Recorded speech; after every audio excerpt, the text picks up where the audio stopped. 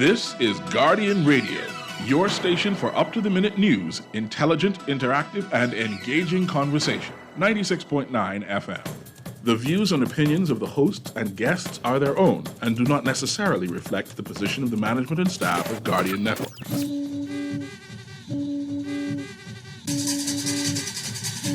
Now you all know Christmas in the Bahamas ain't gonna be the same without the sound of the gold skin drum.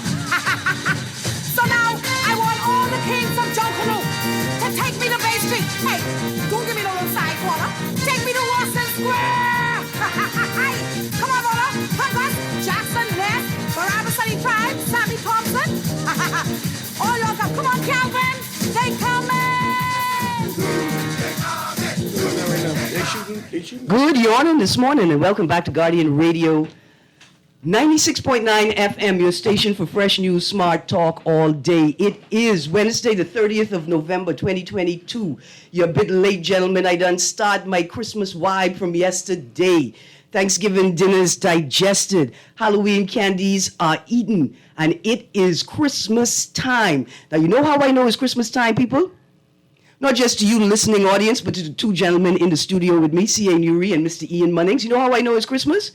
Because our familiar Christmas decorations are back up again. You remember when we were little and the delight was getting in the car and driving down Soldier Road, driving down Wolf Road, or driving down Blue Road. Shirley Street or Bay Street to see and Blue Road to see the decorations on the lamps, the Christmas decorations on the light poles. Well, if you live in the Johnson Road area, then please, when the sun goes down, walk outside, go look up at your power lines at the Christmas display that the Ministry of Works has put up for us. By put up, I mean never cut down. By never cut down, I mean I don't think that there's been a tree trimming exercise in my neighborhood for the last year minimum. As if we don't live in the tropics. But it's Christmas again. I'm not mad at you, Ministry of Public Works. I'm not mad at you, BPL. In fact, I used to miss those decorations on the light pole. And now the vines and the foliage, right, like the flora, and I know there's fauna in there. It got to be lizards in there. That's growing up. I feel like it's 1989 again. You going back in time? I've never left. Apparently, I stayed in the bush. All of us have.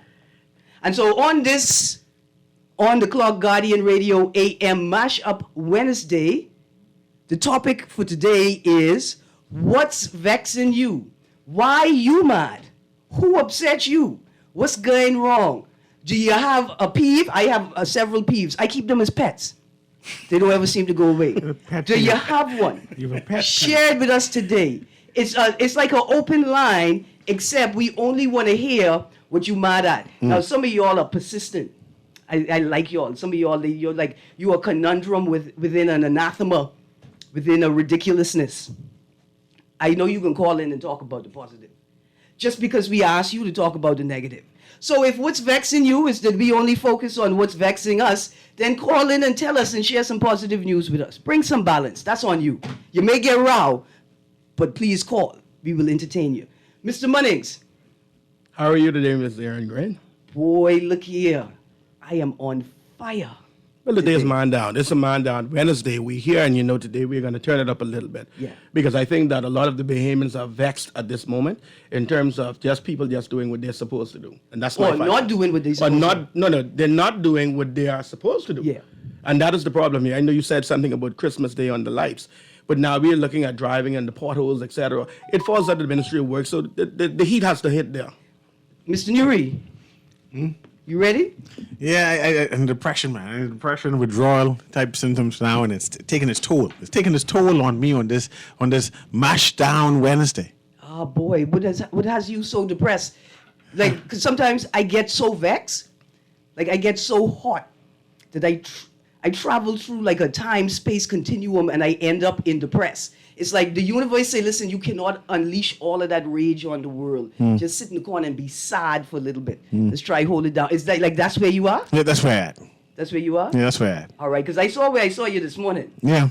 Yeah. I was on the road. Yeah. I was driving dirty. I don't know if you I don't know what you had in your car. Yeah. But I know you're heading in the wrong direction. But see, you can't blame me. You got to blame Ministry of Works. Listen, Don't go there. I blame Ministry of Works. I was almost late, Erin, because driving here, it was a big pothole right there by COB. Yeah. And it bust my tire.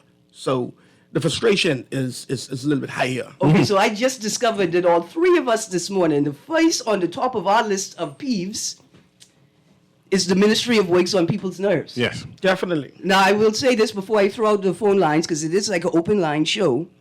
I'm not sure if it's the minister or the ministry that works on people's nerves, right?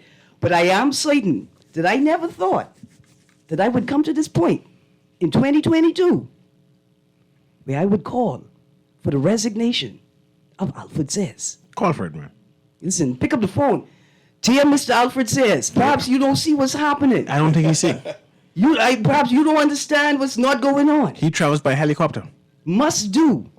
But for a second, I thought your name was Alfred Gray. He ain't as bad as that yet. And I'm getting ready to fire you for a second time, buddy. We fired Alfred Gray, and he ain't gone nowhere. The ambassador. I mean, he gone to the High Council. Yeah. To Canada, I mean. Canada. Where you can get high. High Commission. The High Commission. There you go. Anyway, Ministry of Works on people's nerves. I don't know if I could say that it's never been as bad as this. I don't know if I could The say that road has never been as bad as this. But see, it's saying it. See, it's actually saying it. by telling you. We don't know where it started, but we know where it needed to stop. The reality of it is this. We had two of our persons that flew from England that flew into this country. And we saw where those persons were dispatched. And everywhere they drove, we saw that there were paved roads. We saw that the work was happening. Oh, you mean my cousins? Well, yeah, your cousins. yeah. But the reality is that the taxpayers are being taxed. We are paying our taxes. And the taxes that are being paid, whether it be from the license perspective or from every car being licensed, that money is derived is supposed to go into the patching of the roads or the paving of the roads. That is not happening. So the man responsible for Ministry of Works, they are then responsible then to do their jobs. We're calling for them to do their jobs. That's just it. It's nothing wrong. You have all of that staff there. Get on the road and start paving. Because here's the first thing. Ain't nobody gonna get out, gonna park their car and take no picture, no pothole. No, not Bammers. Not on the Eastern Road. Why? Because there's nowhere to park. No place to park. There's nowhere to pull over safely to do that. But why should we have to do that? Secondarily, some of these potholes are the remnants of long forgotten Ministry of Works or Ministry of Works related agency projects. You could see the trace of blue spray paint or red spray paint in the road where it used to be a cutout and now it's just a self-regulated pothole, right? Eastern Road, I don't want to focus on people who may tend to be able to repair their cars themselves more quickly with greater ease, but the holes on the Eastern Road are ridiculous. I mean, we're talking about a foot, at least a foot into the ground. It don't make any, and down and then about 2-3 feet length and width. Well, I sent see a video, a bus driver. He can't even move his bus. His bus is. He broke the axle of his bus. I don't know. It's in a hole. He It's fell in a in a hole. hole. I can't even say what kind of hole is that. I thought it was going to Hades. Their Ministry of Works. I mean, after the major road improvement project, right, spearheaded by former Prime Minister Hubert Ingraham, I made the remark that we're never going to get another paved road again in life. And that's years ago, right? I think it may even have been under the subsequent PLP administration where they initiated some major patching program. And I pointed out that patching a road is not the same thing as actually paving it. And that eventually we'll have roads full of patch as opposed to asphalt and paved. That's exactly where we are right now. Erin, the country is the island. I'm calling the island the Pacific Island here of New Providence. It is 21 miles by 7 miles wide. What am I saying to you? We're on a small You island. said you don't count the lost space from potholes. No. In which case it would be 17 by 1. We on a small island. Yeah. The reality is this. You can pave the whole island one day. That's my point. The whole island can be paved in one day. Within 24 hours, that is my the point. whole island can be paved. If we really were interested Here's in the doing it. vexing part. Not that it needs to be paved, But there's actual equipment right now in the world, probably in Florida or near enough to drive to Florida within 24 hours. There's machinery. There are trucks that can pave the road as they go, right? Like the truck starts by heating and lifting the asphalt. And then it drops new asphalt and paves it before it leaves. It ain't no like, listen, miss, we gotta go on a lunch break and then my boy gotta pick up his wife so she could pick up the son and then drop him back to wait in the government truck. None of that. It paves. That could be accomplished right now. And yet, we're still acting as if the only way that roads can be repaired in this country is by men in Crocs or slippers. And let me say this. I know that apparently they have steel-toe Crocs right now. Apparently they have Crocs that are suitable for light outdoor construction work. That doesn't mean you're allowed to wear sandals on the work site. And in fact, looking at the conversation between the public, the press secretary, and the Minister of Works on the discrepancy behind the completion date, right? Months ago, I indicated that I don't think this could be finished until February, which is right after Neverary, 2023. The reason I could make that assessment is because you should ask me how many times have I seen people working on that construction site in slippers? How many individuals have been allowed to go to work on that construction site in slippers? I imagine, I thought that, look, that could never happen because a construction company like that would need indemnity, like insurance of some sort, professional insurance. And that professional insurance would be disqualified, right? Canceled by a breach of standards or rules or requirements. So no one would ever take the risk to allow that to happen. But after seeing that, I could tell you that neither the Minister of Works or the press secretary could be correct on their assessment of a completion date. And that's a simple analysis, people. Anyway, Mr. Newry, Mr. Munnings, we got a call on the line. Good morning, caller. You are on the Wednesday Guardian Mashup. How are you? Well, good morning, Erin, to everyone in the studio. Erin, I know you're going to cut me on this point of order. Let me tell you what the worst thing is you could do in the Commonwealth. The worst thing you could do in this country is tar a road. Let me tell you why. I want you to go today to every parking lot, pick a food store, and look at the bumper. You know where your car rolls up against that? Yeah, the rubber bullet. Thank you. And so I want you to look 1 foot away from that, where your motor and your transmission would sit in your car, and your power steering pump, and any other fluid, brake fluid. And I want you to look at the ground. It's black, big black spot, and it's soggy if you touch it. And the reason being is those chemicals leaking from your motor are softening the tar. And then when it rains, it turns into a pothole. Ask any food store owner if that's not a horror story for them, because they have to keep patching that. Graham. And so if you were to take and do a proper inspection on all the vehicles in the country that are leaking the fluid, when you tar the new village road, I put it to you, she will be in potholes within a year or two, because people sit in traffic going to the school, and all these things are leaking from the car. Now, how do you fix it? You get rid of inspection. You do it like England. MOT. Every mechanic is a shop that can inspect your vehicle within few minutes to see what's coming out of the tailpipe, because you wouldn't want to know the emissions and the carbon fines you're going to get soon. And watch this. If your car is leaking gas, oil, diesel, transmission, steering, any fluid, it has to be fixed. Now, you know, we like to tip and get one of them little certification signs, you know what I mean? But here's the problem. The mechanic is going to say, no, I can't wink, wink at you, because I will lose my license as a certified inspector of all my other clients, and you're not worth it. And so your car will be off the road until you fix it properly. And then we wouldn't have all these lovely potholes. But if a tourist drops in that hole on the Eastern Road, and I know the one you speak of, because she's deep and wide. Remember, I was the minister of potholes with Orton Bodie. So the tourist will surely die. And I'm a scooter rider, I'm telling you. So we really should fix that one. Absolutely. And I have a scooter, so I can put it on the side and start taking some pictures. Thank you. Y'all gonna pay me? But no, I can cut you because, Graham, you set me off in the right direction. Listen, just once you understand, it's a matter of national security that I cut you because I just run hot just now.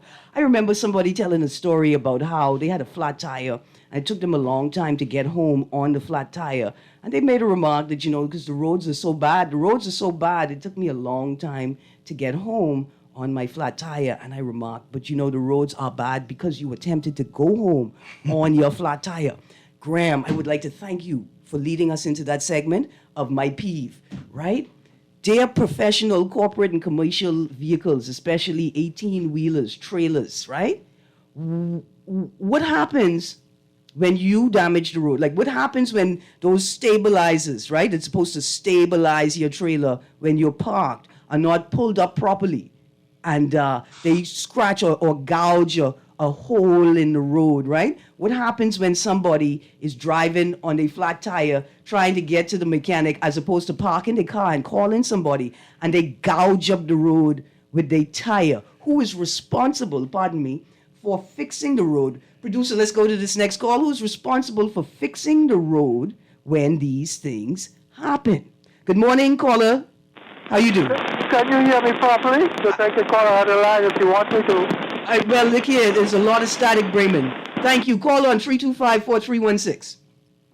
And to the listening audience, we are having a couple of issues with our phone lines, as indicated by a texter yesterday. I'd like to thank you again, texter, for bringing that to our attention. So right now, we are directing people to call at 325-4316. 325-4316. Now, just now, I could hear Bremen better than most callers, but I don't think the reception is going to be that good. So let's go to Bremen, and then let's go to some texts, and then we're going to get back to why we got to fire the Minister of Works on people's nerves. Good morning. A godly day is talking voice along with you on your panel. Bremen, I am putting you to work on the government switchboard. Okay, hold on. Because you fast. They can't pay me enough. We need justice, law, and order in this country. Yes, sir. But what I want to say, right? Yes, sir. The information in which Graham just had given, right? Uh-huh. That situation with the gas and the oil and the brake fluid and stuff leaking, and not only that, and the bad exhaust, giving out, pushing out smoke, bad smoke. Yes, sir. That situation contribute to global warming. Because guess what? Those stuff are hot, and the sun shining and then make it hotter, and our cars running over it, making it much hotter. Yeah. Okay? So they need to take a look in the situation as such and do something about it. I'm tired of this government does nothing for the Bahamas or the Bahamian people that is of virtue. Thank you. Thank you very much, Bremen. Thank you very much. Look here. Thank you, Bremen. I almost forget it. I have a whole bunch of things I heard about, Let's get to this text line. First text says, Ministry of Works is the most lousy ministry in government. I agree, says needs to go. I don't know if it's lousy because there's a lot of hard-working people in Ministry of Works, right?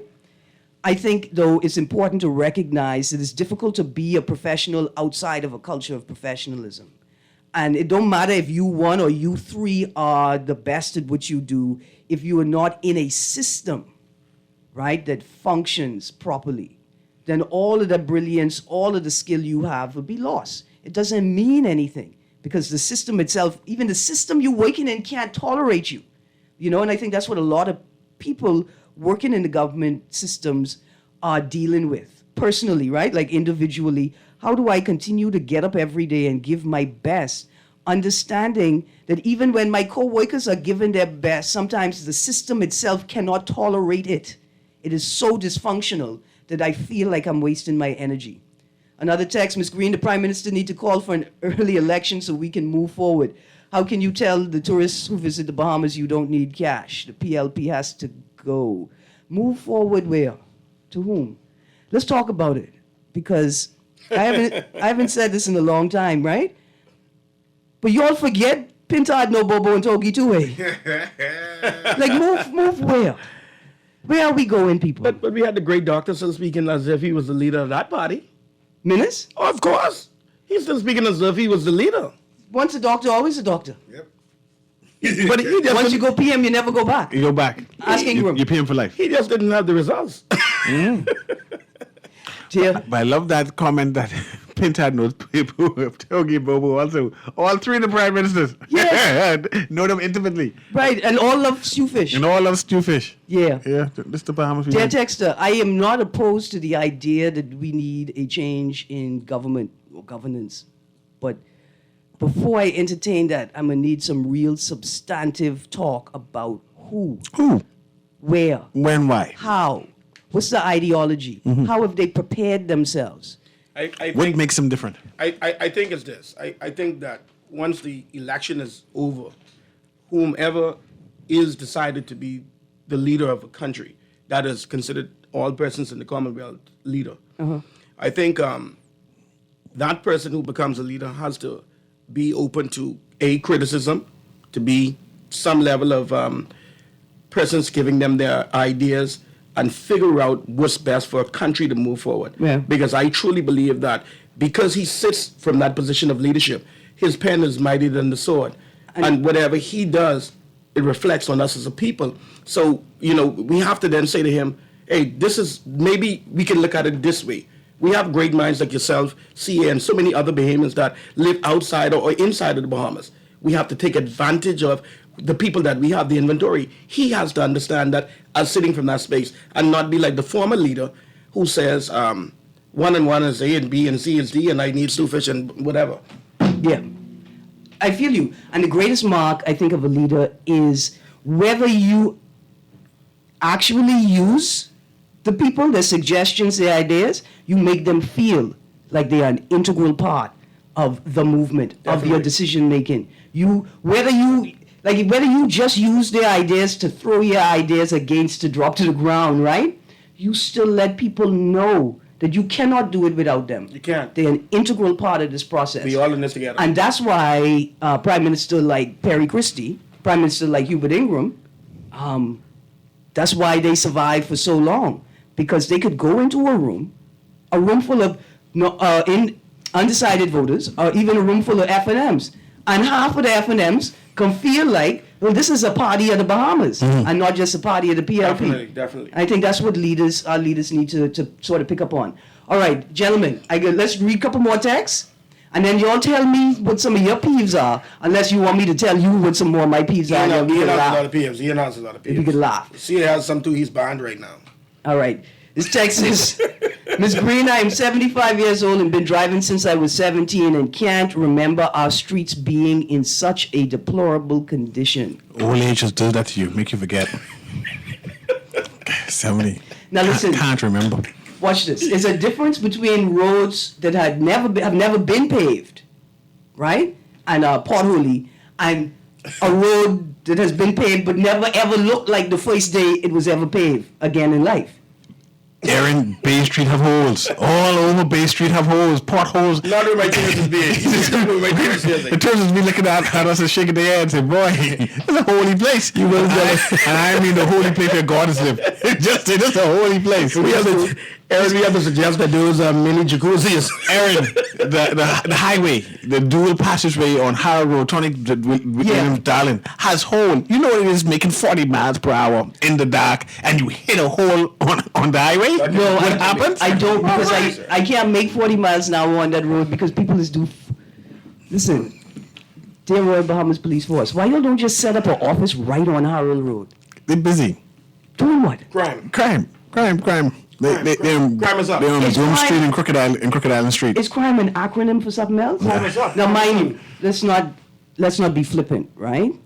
Any loss of a life is a tragic thing. Major tragedy. I think we're above 121 now, right? Yeah. We've surpassed last year's total. I want to add to that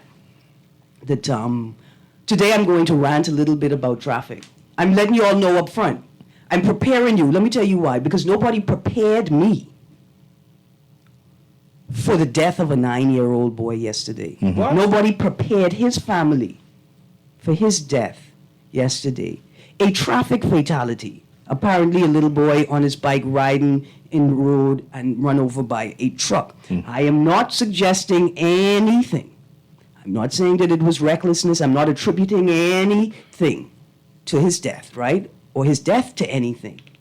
What I am saying, though, to the general public is we need to ask ourselves, how does my behavior, my disregard for the rules, the controls, but more importantly, my disregard for what I know is common sense, how has it contributed to that boy's death? How has it contributed to all of the other traffic fatalities that have taken place this year and years past? We have already, in this category, surpassed last year's total. And I will tell you all about some things I saw this morning. But we're going to go to the call first.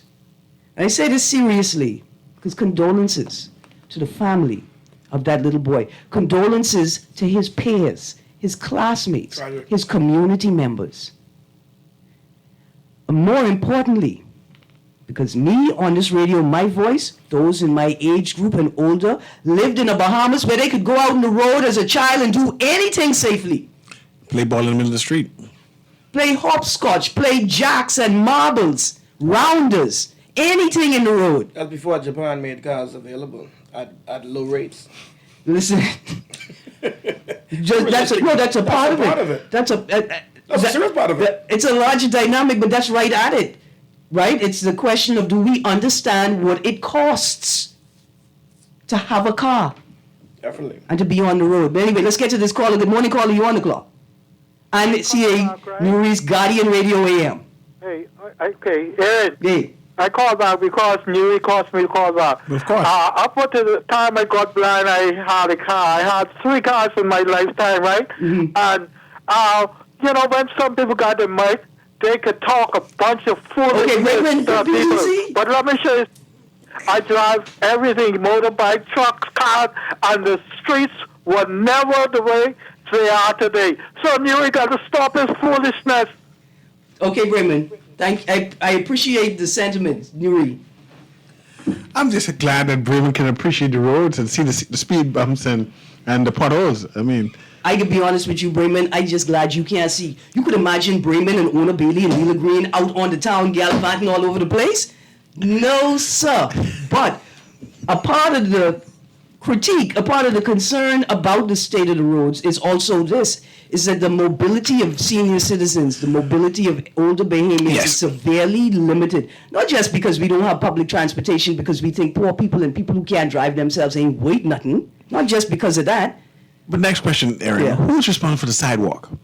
You ever try to walk on the sidewalk? The sidewalk has potholes. You fall in. You cannot walk on a sidewalk anywhere. Yeah. You fall in a hole. It's cheaper you run on the side. It's better to walk in the middle of the road. And I can't see how these runners is run on the sidewalk. It's impossible. They don't, and this is what residents in Village Road and Cable Beach are finding out, right? They're walking now in the road rather than sidewalks, and motorists are driving, and that becomes then a problem as well. Because early in the morning, they are on the roads walking rather than on the sidewalks, and then these persons are driving and not seeing them, it's not visible, and anything can happen. What we really need is we need a foreigner, someone who lives in a foreign jurisdiction, to perhaps have an accident. Maybe like somebody's running a business where they have like a scooter that uses the sidewalk, and they don't provide helmets or safety equipment. That's one of my pet peeves there. Right? Whoever owns a business like that, I don't understand how a government can allow them to operate a motorized vehicle without any license plate, without any helmet on the main road. That's something wrong, man. No, they're not supposed to be on the main road. Surely they're supposed to be on the sidewalk. They park and they scoot on the sidewalk, but nobody's saying nothing to them. Imagine a handicapped person needing the sidewalk, right? Mm-hmm. You're blocked now. You have to go in the middle of the road now to bypass the scooter that's parked in the middle of the sidewalk. Yeah, I mean, I can be honest. It don't make any sense. No, it don't make no sense. It don't make any sense. Let's see what the caller's saying. Good morning, caller. Good morning, caller. You still there? Yes, I don't know who the other guest is, but Ms. Greene, this is I was trying to get in the other day, right? Yeah. This topic is so important, right? Until we need to bring consciousness to the level of mindlessness, right? When it comes to driving, right? Now, the corner where my shop is, right? And the thing is, it seems to me as if the potholes give the drivers the right to knock the cyclist or the pedestrian. Like when they see the pothole, right? They already know where it is and they just go straight to the right. Like on this corner, they stay on the right. They're supposed to be on the left, but the pothole give them the right to just run over you, man. I'm telling you, this is what I see. This is what I observing. Right. Once they see the pothole, that's it. Right. He's heading straight towards you, so you have to go on the side of the road, even if you're walking. I'm a cyclist, and this is what I'm telling you. I don't know where they get this attitude from. They don't even look to see if they could go to the left, but they just go to the right. They do any maneuver to avoid the pothole. So this is a disgrace, man. And the thing is, it's not stopping, and they be on the cell phone sometime over and over. I don't know what's going on Blue Road. It's a raceway in the morning. But I got a little joke from Mr. Nuri. Let me slip it in there, please, Erin. Yes, of course. Hey, see you, Nuri. Yeah, man, here. Man, you only answered one call yesterday. I wanted to get in on that guy. Man, I tried, man. I tried. Yeah, but he had some good points, but I agree with you. He's juxtaposing European religion with African religion, and it isn't working. He's kind of lost in a sense because he still believes in this doctrine of immaculate conception and this European-centric type God concept, man, all right? He's lost. I plan to invite them back. I need to know more about the religion. Judah, and I also want him to name the sons of Abraham. And Abraham is the father of all seed, of all religion. I mean, the Arab, the Muslim, and the Jew. So where all this schism comes from? The question is, if we get rid of all the Jews and all the blacks, will the world be a better place? No. It wouldn't be a better place without none of us. So I don't know where the hatred comes in. Cool stuff. Yeah, man. Absolutely. No problem. That's 52, right? Yeah, 52. No problem, 52. Okay, let's see, we got another caller, and then let's get to the... Good morning, caller. Good morning, Erin. Mr. Munnings, yeah. On this topic, there's a couple of things I agree that I just said this is the worst I've seen in a very long time. I don't want to be so dogmatic, but it's never been like that. But clearly, in my memory, over 50 years, I would give the FM credit, not an FNM. I do give Bannister credit last year because the roads were much better conditions and they seem to have filled those holes. You got Calvin, and then there's also the issue I find with Glasgow Road coming over the western direction, traffic in the morning. Yeah. Just horrendous. I mean, my wife said like about an hour traffic this morning just from Michael coming up to things. The police or road traffic department, not necessarily the police road traffic. You got cyclists who are part of the road traffic department. They need to be assigned to these points, congestion points, at certain times, either in the morning and the evening.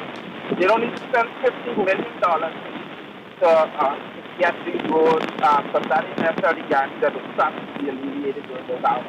I would say that if the government was to appoint those road traffic at those congestion points, the traffic slows. And if that'll only happen till 9 o'clock, and then they can go about their duties, there's enough police officers or road traffic personnel to go do this. Saying people, they need to do these things. These are simple acts. I got you. Where's the leadership? Thank you, caller. Thank you. There's a bit of static on the line. If I could reiterate, the caller is saying that, look, we need to put road traffic personnel in some key points to ensure the smooth flow. And then after your peak traffic time, those officers can be redeployed, to their regular routine. The caller said that he's been on the road for 50 plus years, has not seen it like this. Gave some credit to Bannister, former MP, former Minister of Works. People, we was going to fire Bannister too, right? Yeah, we're going to fire Bannister. People don't think it's an equal opportunity fire Bannister. Yeah, we just fire him. happy that he, Yeah. He's cool. He cool though. I mean, all y'all cool. Yeah. Because y'all Bahamians and you human. Mm-hmm. You still need to get fired, but you cool. I'd never tell you don't come to the picnic. Again, just one more caller and then some more texts. Yeah, man. Good morning, caller. Hey, good morning, Erin. Good morning. How you do? I'm okay. Morning, Mr. Erin. It's always good to hear your voice. Listen, I am mad with you because you didn't take my call yesterday. Forgive me, man. The Listen, people don't like talk. And the lines, remember, we get in the lines for the listening audience. 325-4316 is the number to call. Mm-hmm. Okay, listen, Erin. Yes, ma'am. My pet peeve is the same as yours. Traffic. Because, listen, at the end of the day, I think the police who live in this country, like the rest of us, knows where the problem is when it comes to traffic and these traffic lights. That you have to, the light have to change you like 6 times before you could cross because the other persons won't stop, they won't give way, and they will not allow you to cross, and your light is on green, theirs on red, and they still come in. Yep. And listen, let me tell you about bullies in the Bahamas. We got like a special type of bully in the Bahamas. They need a weapon in their hand to bully you, right? They need to be behind the wheel of a car to bully you. They're not real bullies. They're like I only play a bully on television bullies. But go Yeah, on. undercover bully. Yeah, You know, absolutely. 'cause I see yesterday. I drive for a living, so I can tell you I've had it all. Yesterday, I had this young lady come out of a side corner, a blind side corner, and just swing right in front of me and keep on going. Yeah. I had to slam brakes, Listen. therefore making the person behind me almost run up to the back of me. I think I was on Shirley by Kemp. First on the line, light turns green. 3 cars run the red light. 3. So I just hit my horn. Why? Because you need to indicate to people that they've done something wrong. It's just like with children. You don't know you've done something wrong unless you've been told you do something wrong. So I blast the horn. You know, this guy attempted to hit my car. Like he's bullying me. He swung the car towards my car as if he's going to hit me. Nice, handsome guy. I don't know why they waste all that handsomeness on him. It's stupid, but... We have too much police. There's too much police around to not have some of them post at these intersections in the morning, first thing, and in the evening. Absolutely. It's too much. But that's the and question. Then we have to find a way to make the government fix these roads. Because the gentleman was talking, the 52 was talking about ducking the holes and trying to hit pedestrians. You're not trying to hit pedestrians. You're trying to save your money when you save yourself with $10,000 on fixing your car. Right. However, the onus is on the driver to stop, to maintain their lane until it is clear for them to go. Right? So yes, that's what I do. I would stop and wait for the longest until I can safely park. Right. Because I don't want to hit nobody. See, that's why I talk about the commercial and corporate drivers and this idea that it's might is right. The biggest vehicle wins. Forget all the other rules. Because when it comes to a car and a pedestrian or a car and a bicycle, the rules are different. You don't say, oh, well, if the pedestrian was in the way, they're going to get hit by my car. It doesn't work like that. But we have to shift driver attitudes. Ma'am, are you a taxi driver? Oh, absolutely not. I can't. What? No, don't say that. People. Okay, good. Because I was just about to talk badly about taxi drivers. Not all. Good morning, Grayson. Good morning. I'm in with you with that one. I will attack them today. No, we ain't attacking them. We just gonna have a stern word about the culture that is developed amongst the taxi driving community. Because I wish that all the little children in the Bahamas had the spirit and esteem of a taxi driver. Because the Bahamian taxi driver wakes up every morning knowing that they could do anything through God, Christ, their almighty Savior.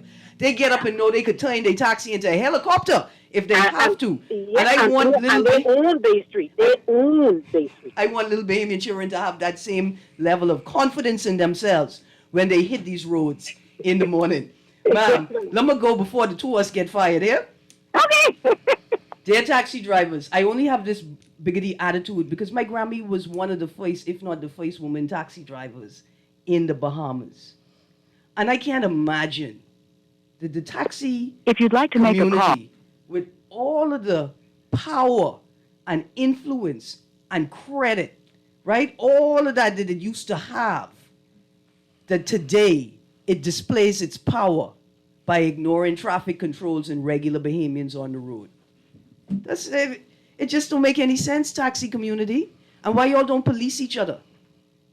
Why you don't force the others to fall in line? Since y'all are tourism stakeholders. Since y'all are Bahamian tourism ambassadors.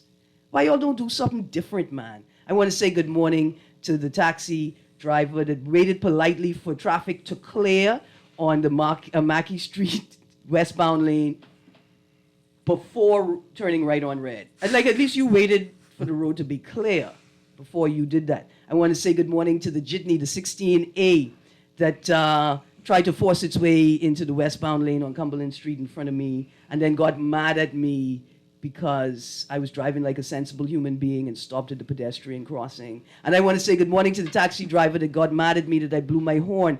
I guess maybe you should be allowed to just exchange bags in traffic. In the middle of the road? Well, you went to the taxi driver. In front of the U.S. Embassy? What about the bus drivers? That's a pet peeve. I mean, literally, CA. They will stop in the front of you, and they will not move, and they will tell you a few words if you do blow your horn, that is not a bus stop. And I don't know if we need to indicate more places where the bus need to place themselves to the side to let passengers off or take them on. But literally, the bus drivers are out of control. You worried about that. I worried about what they do when they stop their bus at a non-designated bus stop with little children on it. That's what I worried about. I mean, when you talk about out of control, they way out of control. Thank you, producers. Sometimes you come in at just the right moment. Ian, I'm not saying that you're wrong. I'm just saying I ain't right. Listen, you on the clock with Erin Greene, Cecil Nuri, and Ian Munnings. This is the On the Clock Guardian Radio AM mashup. We're going to a break, and then we're going to close out this segment. And then Cecil Nuri is going to come in, and then maybe I get to read some more of my peeves. Listen, I've been collecting them. You guys, stay tuned. Guardian Radio 96.9 FM. We'll be right back. Remember when Zoom was just a sound effect? When your living room wasn't your gym? When a cough didn't scare people away? That was the good old days. And thankfully, they are coming back. As things return to normal, remember it is essential to be fully immunized against all vaccine-preventable diseases like COVID-19, diphtheria, tetanus, measles, and influenza. This message is brought to you by PAHO WHO, the Ministry of Health and Wellness, the Caribbean Development Bank, the Government of Canada, and the United States of America. Love the show? Want to give your support? Become a sponsor today. Call 302-2300 for our rates and packages. That's 302-2300. Become a sponsor on Guardian Radio 96.9 FM. Fresh news, smart talk, all day. This is Guardian Radio 96.9 FM. Fresh news, smart talk, all day. Shall I play for you? On my gold skin drums. Good yawning this morning. Welcome back. This is the On the Clock Guardian Radio AM mashup with Erin Greene and Cecil Nuri and our guest co-host Ian Munnings, who's keeping me honest in the mornings. Ian, you look at my list, right? But there's a lot. Yeah, I This is serious. See, I don't know if you're seeing it, but it's a lot. Yeah, and we only touched two of them. We can't. I mean, there's a lot of things vexing the Bahamian people. Yeah, I think that looking at from an outside perspective, I can understand why the tension is so high. We talked about, there is a lot of things that are happening, whether it's economic, whether it's social. There are a lot of problems that are happening in our country, and people are going and experiencing it, and they want to vent to someone, or they want to feel as though somebody is hearing their cries, and that's evil. That's probably not being happening. So I think that the ministers who are currently in office, I think that they have to look at things from a different perspective, that these people place you in a position for a reason. They place you there to hear their concerns and to address any situations that are going on. But there comes a time when there are greater situations that affecting us all, like the potholes, etc. So you ain't mad? No, I'm mad. You ain't mad? The raccoon is just punch one hole in the watermelon and then go into the next watermelon. You ain't mad at that? No, that's nature. That's nature. I'm mad at that. Okay. But the thing about it is, when I say to you that cars have to be licensed, and we increase license, and you have to go there to license your vehicle, that is a government tax. Yeah. That tax is supposed to help within the repaving of the roads and helping with the schools, etc. So when I'm taxed that money now, and you enforce that tax on me, and then I don't see you carrying out with the mandate that is supposed to from the monies that you collect, I am a Bahamian first, so I have an issue when you do things of that nature. You see, as a great leader, you have to do things that is going to benefit for your people. Your people are saying to you now, we have a problem.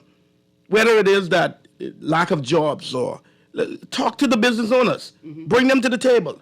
Let's figure out what concessions I can give them, rather than figuring out all of the foreigners we need to give concessions to. Charity starts at home and ends abroad. How can you go outside and you're dealing with the inside? Call the business people, sit to the table, and say, listen, what can we do for you to hire at least 5 or 10 people? What can you do to hire at least 50 or 20 people? What concessions we need to give? And even if we need to take VAT off the table for a year, we have to do something to ease the burden of these Bahamian people. That's just my 5 cents. I got you. I got you. And that's the critique, right? What's the return on investment? Why are we paying taxes if those taxes are not being directed to the ministry that they're being drawn from, right? Why are we paying road tax of various forms if they're not going directly to the maintenance of the roads and the enforcement of road codes? I would you. I would you so much I almost have to cut you, right? Because I go run hard. But I got a ton of texts I want to get to. First of all, no, that's not Luby talking. That's Ian Munnings talking. Good morning. Move away from PLP and FNM. I vex about all of this. Illegal immigration, crime, FTX, the roads, homeless people, Bahamians being made into slaves, jobless and suffering while freeloaders party, and government corruption. My condolences to the family, to many foreigners buying license and driving on the road, causing accidents. If you can't speak English, you did not pass that test. I've been hit twice by people like this. All right, that's one text. Another text. Erin, I said months ago that our Minister of Works, Alfred says, was doing a lackluster job at best. Very disappointed in him this time around. On another note, what is up with all of these traffic fatalities? Dear texter, there's a horrible driving culture. When people think that they have a right to sit in their car and be on their phone, right, because it's a private space, while they're supposed to be operating a motor vehicle. It's a recklessness. That's what's up with it. We could talk about that at another time. Text says, I damaged my steering box on the Eastern Road. Who is responsible for replacing my car? Well, here's what you're supposed to do. You're supposed to document the accident, right? You're supposed to go to a mechanic and get a quote for what will be required to repair or replace, if necessary, the vehicle. Then you're going to get a lawyer. Perhaps you and your insurance agent are going to sit down and talk about the best way to go forward as well. But you should also get a lawyer. And then you should go and sue the Ministry of Works and the Ministry of Transportation and the Ministry of National Security and the Attorney General's office and throw the office of the Prime Minister in there one time. I don't think you have to pay extra. But what if they don't have any money, Erin? What if they don't have any money? They only had enough money to license and insure their vehicle. Oh, you mean the driver? The driver, I yeah. know you wasn't saying what if the government No. has money. We know I the government has almost money. fall out. We're saying the driver of the vehicle. So I then paid what my you money, do I is you go licensed, to I the- insured. what you What do I do? You go to the Eugene DePuch Legal Aid Clinic. That's where you go. First of all, they will give you advice for free. Secondarily, they will direct you to lawyers that will perform the service pro bono. That is for free or at a pro rate, right? Like they'll do it at a payment on a payment plan. But there should be a process at the Ministry of Works, I think, for this. Just like if your equipment at home, your appliances are damaged by power surges or electrical incidents, Well, we know how that that you're go. supposed to be able to go. You ain't getting no money All from right, them. Erin, you sound slightly off mic, buddy. Look here, I slightly off the planet right now. They I'm ain't, not sure. number one, you may not get paid, and if you get paid, who knows if you're still going to be living. This text says, why don't we become a state of Barbados and let Mia run things? First of all, what? That can't happen. If we don't have a coup, then why not just let Erin run? I can be honest, if I involve in a coup, I put my name up first. Why Erin, not the me? reality is Mira is Barbadian's prime minister. We have a prime minister, which is Philip Brave Davis, and the Honorable Philip Brave Davis, he is still the leader of our country. So we have to literally give some level of advice, whether you voted for him or you didn't vote for him, whether you like him or you don't like him, he is still currently the prime minister of our country. And even if he needs to be steered the right way, then we should steer him the right way. Cecil, I was just about to tell this boy I half Bayesian, you know. Yeah. Because I was almost on the plan until you spoke. You know, you making sense here. Let me not go there. Speaking of pet peeves, have you noticed the amount of extremely expensive SUVs and cars with red plates? Please explain why a government department needs a $70,000 vehicle to execute its duties. It's as if everyone is buying their dream car at the public's expense. Ridiculous. I want to say good morning to Mr. Harold Williams. I'm not sure if you are still working in this capacity in the public service. Mr. Harold Williams was sort of in charge of like monitoring oversight. That's what it is. Oversight for the fleet of red plates, government cars. I hope you're having a great morning. And if you have since retired from that position, could somebody send me the name and number for his replacement, please? Like, I don't want to talk you all red plate business on the radio. I just saying, remember that you drive in a red plate and that you should not be running stop signs. You should not be cutting people off in the road. You should not be committing all manner of traffic offenses. First of all, because you're in a red plate. Second of all, because you're in a red plate, it's very easy to find out who you are, to have you penalized for doing foolishness on the road. I'm not saying that that's what I'm going to do. I'm just saying that you should be aware that people can do that very easily. They're red plate drivers. Okay, couple more texts. Oh, there's a whole bunch of texts. But it's 11 o'clock. Mr. Nuri, what do you want to do? Let's finish out these texts and then go to the break? Let's take that break. Let's take the break. I know, we're actually going to news now, so let's do that, and then we start up over again, and you start reading your text. That's good? Absolutely, I'm with that. Yeah. Guys, thank you for joining us for the first segment of On the Clock, Guardian Radio AM Man Down Wednesday mashup with Cecil Nuri, Erin Greene, and Ian Munnings, our lead facilitator and coordinator this morning. Topic is why you vex? What got you mad? Call us, text us right after the break. Stay tuned.